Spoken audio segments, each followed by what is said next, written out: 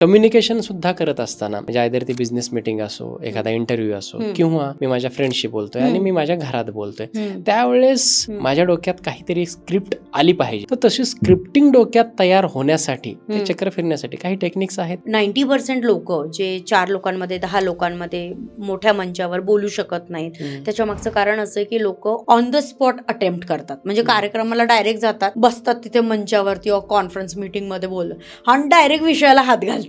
हे फ्लॉप स्पीकर्सची लक्षण आहे आणि हे हिट होत नाही. पहिले त्याचं ब्रीफिंग घ्यायचं. ब्रीफिंग मध्ये काय, कोण भेटायला आलंय, रश्मी भेटायला आली आहे. कुठून भेटायला आली आहे, पुण्यातनं भेटायला आली आहे. काय करते, कम्युनिकेशन एक्सपर्ट आहे. ब्रीफिंग आल्यानंतर पहिले त्याच्यावर 6 वाक्यांचं स्क्रिप्ट तयार होतं आणि मग क्लायंटला आत बोलवायचं. हे जरी तुम्ही विषय नाही केला पण राजकीय भाषणांमध्ये पण वापरलं जातंय.